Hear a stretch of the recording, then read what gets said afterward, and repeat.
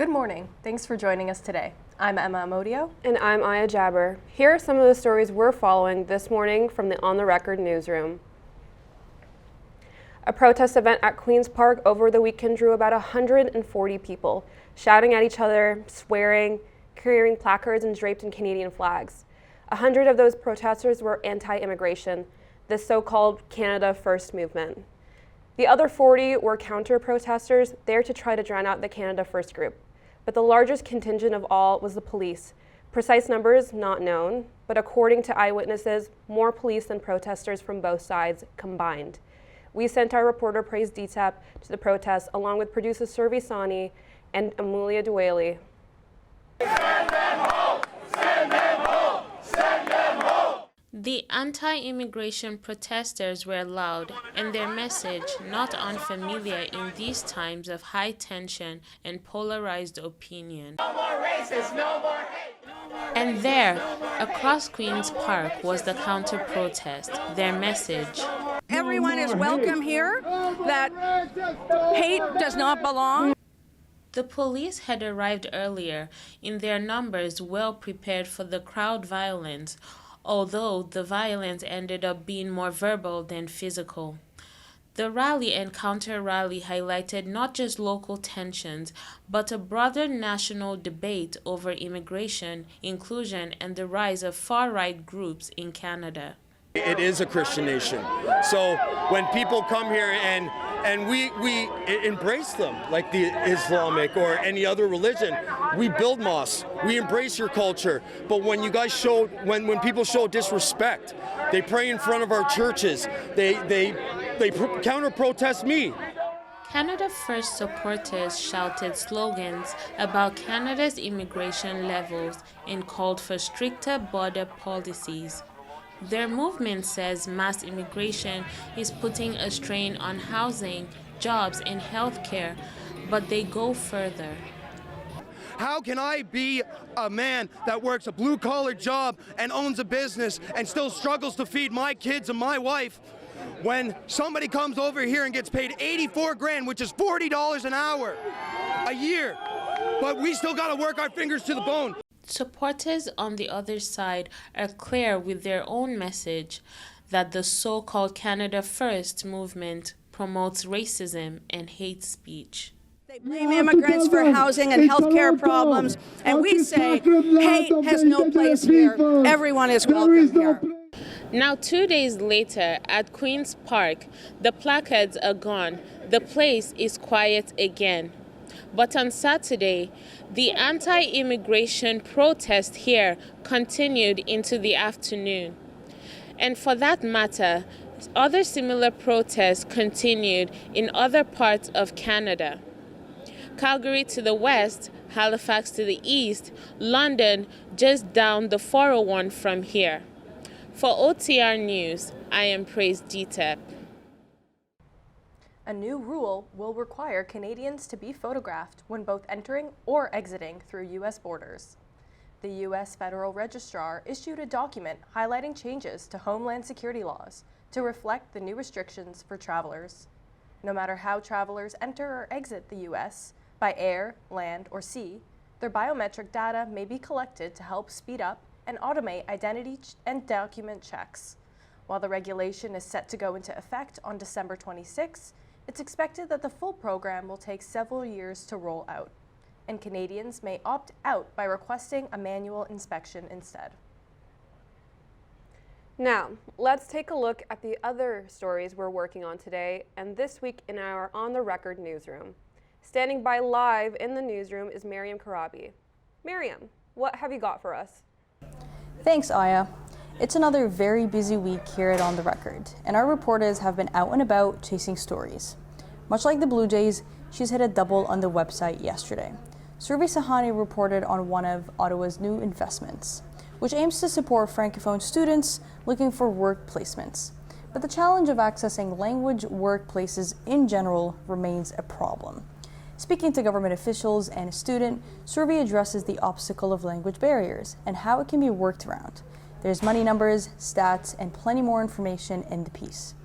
And if you're interested in Survi's report with Amulyaa and Praise that we saw earlier, they did a bit more digging.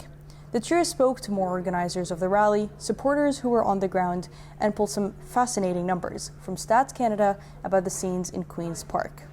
That is also live on the website. It's spooky season, and as we get closer to Halloween, reporter Nagin Riaz is working on a photo essay about Toronto's biggest Halloween event, Halloween on Church Street. The annual celebration is known for its elaborate costumes, drag performances, and big crowds in the church Wellesley Village. This year, the event adds a new beer garden, an extra night of festivities on November 1st, and celebrates drag performer Safanda's 25 years on stage. Nagin will be there capturing portraits, street vibes, and behind-the-scene moments. You'll be able to see her photo essay on the website at the end of the month. Staying on the scary theme, a huge automobile plant in Brampton, called Stellantis, is shutting down amid the tariff war with the U.S. Reporter Aya Jabber is exploring how this affects graduates. With fewer jobs available in the automobile market, experts tell our reporter that current students are worried. There's a trend taking place in universities as more students abandon automotive programs and head into mechanical engineering. That piece will be out later this week. Keep an eye out. And that's all from me now. Stay tuned for more stories coming your way this week. Doug Ford feels no remorse following a viral ad that angered Donald Trump. Ford says he's never taking a backseat to President Trump in response to the tension. He says this is the most successful ad in the history of North America. In response, Trump says all trade negotiations with Canada are hereby terminated in a tweet. Prime Minister Mark Carney says the ad triggered Trump's decision to end trade negotiations and encourage the threat of a new 10% tariff. The $75 million campaign features former President Ronald Reagan, where Trump says Reagan talks negatively about tariffs. Ford pulled the ad on Monday after a conversation with Carney so that trade negotiations could resume. The ad has received over 1 billion views. Carney says they were close to a deal with Trump, but the ad changed everything. Ford says that Carney and other premiers knew about the ad prior to its launch. Canada could soon lose its measles elimination status, a title it's held for nearly 30 years. Health experts say cases are rising as vaccination rates drop. Just this year, 2 premature babies died after being infected. Canada says more than 5,000 measles cases have been reported since the outbreak in Ontario and New Brunswick a year ago. Alberta has seen 2,000 cases since March alone. Alberta has seen a 10% decrease in fully vaccinated children in just 5 years. Alberta's chief medical officer says that if vaccination rates were higher, the spread would have never been this bad. In order for a country to keep its elimination status, it needs to report no new cases in a year. And TikTok, Canada's time is up this week. A safe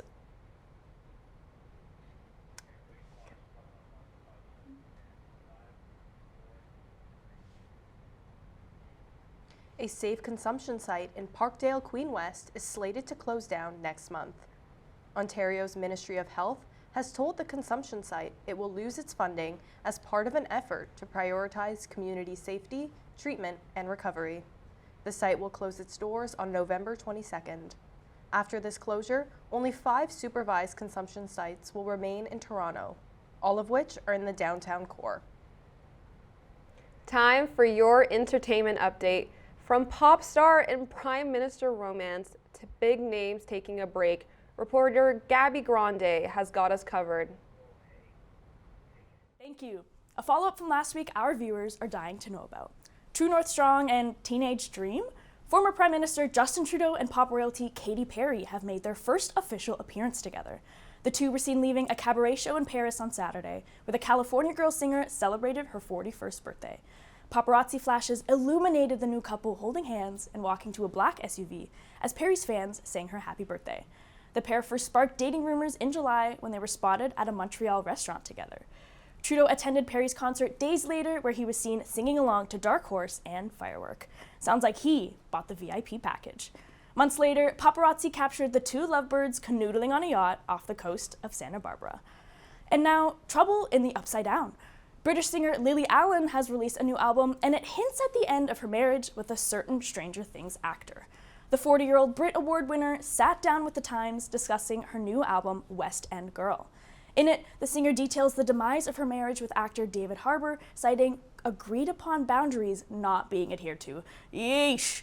The pair have quickly become one of the internet's latest gossiping obsessions, with tens of millions of posts being circulated online in the last week. Have you ever heard such a strange thing? And in retirement news, Canadian music icon Nelly Furtado has announced an indefinite hiatus from performing. The I'm Like a Bird singer took to her Instagram to thank fans and reminisce on her career. She explained she'll be, quote, pursuing other creative and personal endeavors she feel will best suit the next phase of her life. I genuinely fell to my knees when I read that. Furtado first rose to prominence in 2000 for her critically acclaimed debut album, Whoa, Nelly.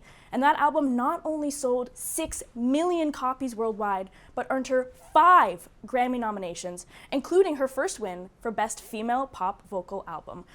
Imagine doing all of that at 21 years old.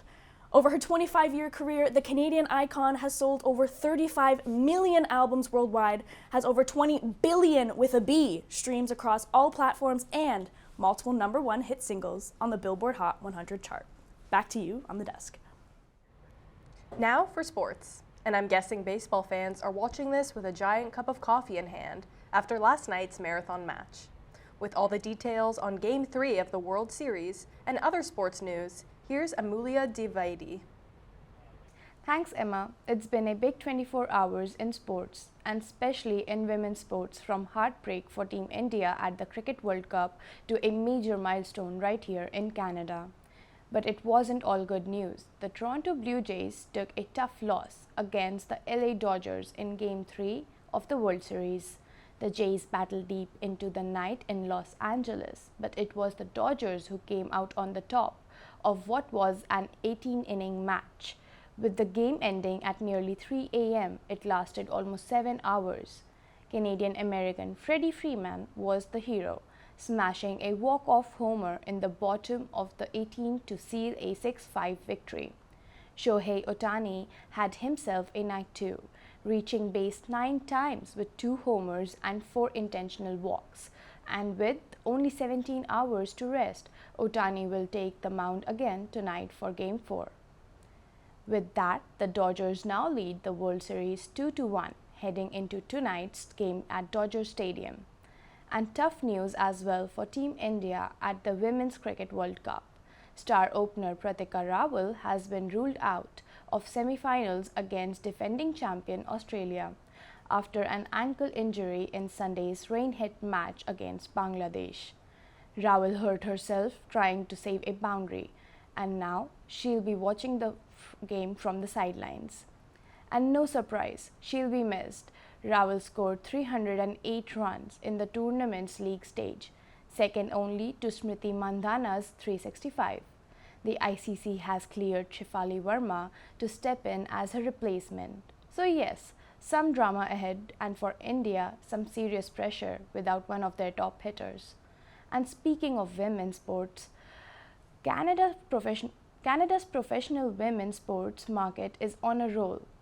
A new market report from Canadian Women and Sports says the country's pro-women's sports market has doubled in size in just 2 years, now worth nearly $400 million and projected to reach $500 million by 2030.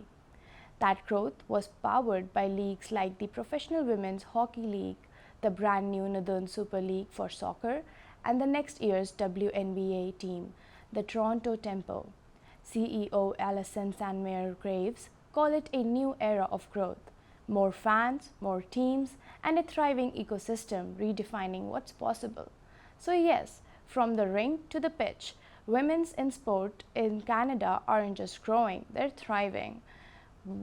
That's all for sports this week. Back to you in the studio, Emma and Aya. That's all for On the Record this October 28, 2025. I'm Aya Jabber. And I'm Emma Amodio. Join us for On the Record next week as we round out the latest stories from the OTR newsroom. And for the latest 24/7, visit our website ontherecordnews.ca. Have a great day.